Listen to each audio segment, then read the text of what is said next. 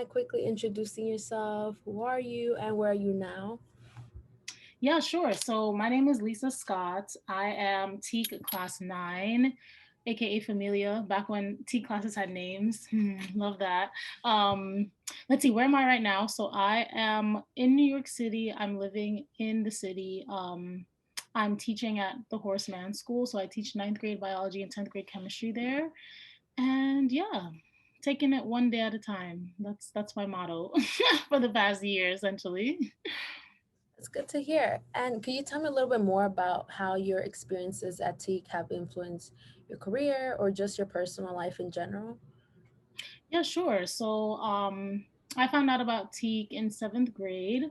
I didn't even know that like programs like it existed, but it was definitely one of those things where like my mom was like, oh, like, education is a good thing. Like if they're gonna help you, get better, then like you have to apply. So as far as like my life trajectory, I think TEAK basically set my life trajectory, to be honest. Um, Mostly because I like had to get really serious about school once I started TEAK, more serious than I was before. And TEAK introduced me to the whole idea of boarding school too. So going to even learning about boarding schools, about independent schools and private schools, until that point, you only hear about like, Bronx Science or like Brooklyn Tech, the specialized high schools. So just even having like access to that world was different. And being able to go to boarding school was like that just like opened up an entire universe that I had no idea existed. So from there, going to college at Yale, and then coming back to work at independent schools, and then now I'm still working at an independent school. So I guess, yeah, starting from TEAK, that's sort of how I was able to like gain access to a lot of the opportunities that I had and have now. So yeah, so I'd say definitely TEAK was one of those like fork in the roads, or like if I'd taken a different fork, like my life would be completely different. So Yeah. Can you tell me a little bit more about like your work at independent schools? Like how do you like it? Especially like being a student that went there and now like you're a teacher. How's like the comparison? yeah. Yeah, so I work at a day school. Horseman is a day school, so the experience is like a little different because I also taught at a boarding school. So I went to boarding school, taught at boarding school for 2 years. And I really did love that, actually. It was such a unique experience to like live with your students all the time. um it's like a little creepy at first, like as a 20 something, because boundaries. Uh, but the thing is, like, if you put down the boundaries firm enough, the kids will respect it, right? But it was really nice to just get like basically to fast track getting to know your kids and just spending more time with them. So I did really like that boarding school environment, but then I knew that I did want to have some more independence, and just like not be sort of tied down to a boarding school campus. So that's why I decided to move to day school. Um, yeah, it's been great. I mean, from from like an employee perspective, as far as working at an independent school, it's great. The benefits are great, the teaching is great, the environment, your colleagues, um all the different freedoms that you have is definitely like a perk of working at an independent school. So um I would say for me it was definitely the right choice, for like my like life situation, my financial situation, the mobility that I wanted in my life. So for me, I'm not looking back personally, but yeah, definitely I think later down the line, I think I will like evaluate how long do I want to be teaching, do I want to stay in the city, stuff like that. But yeah, it's been good, like to be a student and then be a teacher. You definitely get to see both sides of like, okay, this is what was happening then, this is what's happening now, and you get to see behind the veil. So yeah. And can you tell me a little bit more about how things have changed now with COVID? Like, what's one unexpected takeaway you've had from this past year? Yeah, well, COVID is like, I don't know, everything about the world is like topsy turvy, but I never used to consider myself a control freak before the pandemic, but then I realized that like when I couldn't plan like every single thing or like every moment or like, into the future, I realized how much of a control freak I was. So I think that's probably something that I um learned unexpectedly about myself, that like I have to go with the flow a lot more. I have to be flexible. Like I said earlier, it was like day by day. Like that's literally my plan. Like I don't have plans for 2 months from now. I literally do not. So like I have plans for maybe next week. Um, just because that's just how things are. You know, you sort of have to adjust a lot along the way. So that's definitely something positive that I've learned about from COVID. Um, just to take every day as it is and like make the best of it and really be grateful for those things that you thought would never matter. So now they matter a lot. So yeah. And like speaking about like COVID and things like that, what would you say is like your version of self-care and self-love, especially during a time like this? Yeah, so I like fell deep into crafting over the summer. So actually, well, I'm working on a little project right now, like a little crochet project. I think I'm gonna try to make a rug for my bathroom.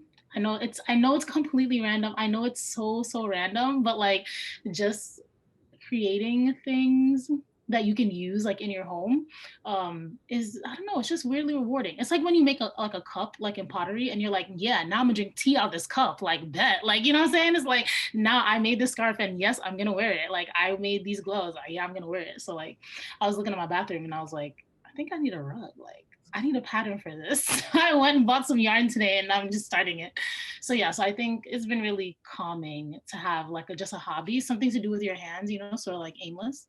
So yeah, it's been that for me. What else have you done? Is that like the rug your first thing, or what other things have you? Oh no, I've made so many things. So I made two blankets. I made, I don't even know.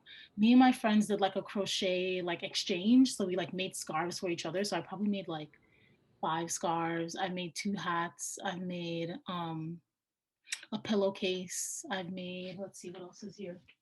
Uh Yeah, and then I just have like scraps of yarn everywhere, just like here. So yeah, I basically made my entire winter wardrobe over the summer, and I was like, I'm just gonna put these down for when it's fall and winter, and then now I have all my winter things. So yeah. I know my mom is like the same way. She started crafting too. Now I have like a bunch Mhm. of blankets and things like that, which is really useful like during this time now that it's Yeah, exactly. out. So tell me, what is one goal you have for yourself, like professionally or anything else, just in your personal life?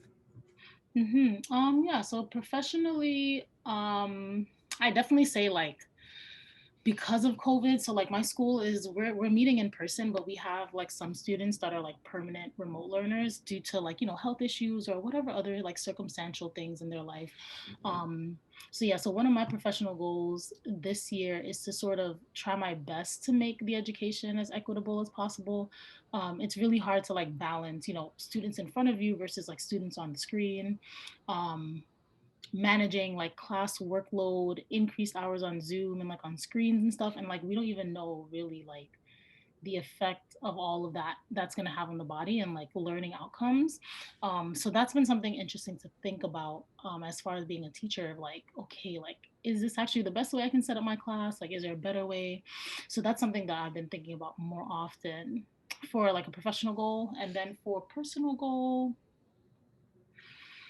um, yeah, for a personal goal, I guess I really just want to continue to just break out of like my more planning mindset, like my more rigid mindset, and just continue with that. To just sort of take things as they come and sort of deal with them as they come, and then make the best of it, and like have that gratitude, more of a gratitude mindset rather than looking at things from the negative light. So I think that's my personal, just like I'm trying to change my outlook like on how things work in the world. Yeah. Those are some good goals. I know, like personally, from a student perspective, I do appreciate you thinking a lot about how you're going to teach your students and what's the most effective way. Because currently, I think some professors have thought about it, and then some professors have not. And Yeah, it's really clear like who did it, who didn't though. You know what I'm saying? Like, I could just tell him the workload. I'm like, is this something I can do? And like, did he really think this through? But yeah, I right. really appreciate it. Let's see. Okay, what's one of like your experiences at TEAK that you would like that you didn't experience at TEAK that you would like for us to include in the future, for future families or just like students that you would like to see more? Hmm. Let's see. Oh no. I feel like this is the hardest question to like think about what's missing. Yeah. But I mean, I don't know. I guess Teak is sort of working on this, but I did really like. I like now that there are more people of color in the office. I remember. I don't know what the last event I went to was. Maybe it was over the summer, like a virtual event, but it was like all the people that were like running the meeting were like all people of color, and I was like, is this Teak? Like, am I on the right Zoom call? Like where am I?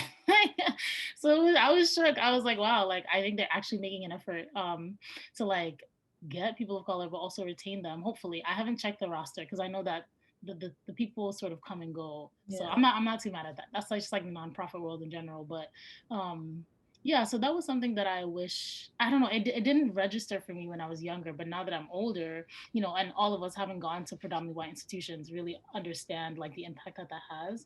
So I guess it's not really a new suggestion because it's been on the radar for a while. So I'm just happy to see that that's actualizing. Um, so yeah.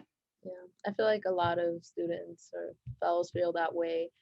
Because I feel like the only people of color we had at the time was really just us. And like, Yeah, literally.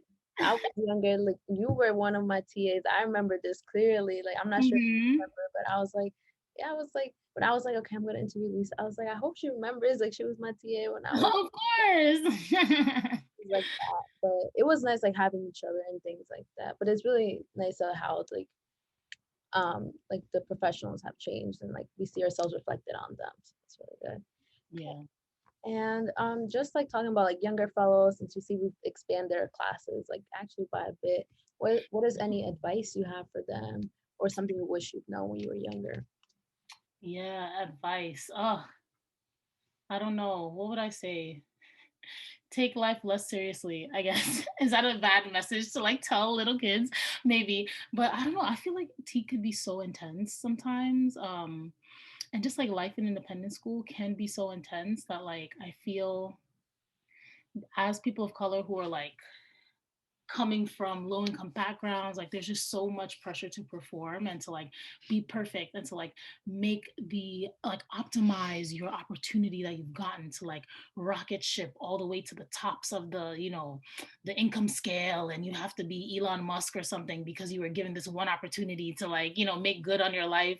um so I feel like that's a pressure that I don't know if fellows still feel that way, but like I remember I felt that pressure. I was like, well, I can't waste this opportunity. Like I need to be perfect. Like this is Teak gave me this chance. Like Exeter gave me this chance. Like I can't waste it. Like I need to work and like stress myself out. And it's like, well, of course you have to work. Of course you have to put in effort, but like to the point where like you're making yourself sick or like you're developing like anxiety and like depression and things like that. So I would just say, like, of course, like, this is not something to be squandered. Like, I'm not saying that, but at the same time, like, you have to keep perspective on your life, and like what is important. So I don't know how that will hit for like a seventh grader or like a ninth grader, but so maybe it's like a little bit too early to think about that. But that pressure was always there for me, and I think it did help to motivate for sure. But if gone too far, like it can actually like be detrimental. So um that's what I would say. I would just wish I would know that like not everything like hinges on me, doing this one thing. Like it's okay. Like you can mess up. Like you don't have to take this route. Like you could take that route. Like you don't have to do this. Like you could do this too and like still be successful, still be happy, like still find fulfillment. Like there's no like one teak way to do stuff. So yeah. Yeah, I'm thinking like even now I can apply that to my life. I still feel the pressure. Like I'm still in Hmm. college, so I still feel it every day. Um, but yeah, that's it for me. I really appreciate you taking the time to talk to me No, and of just tell me course. a little bit more about what's going on with you.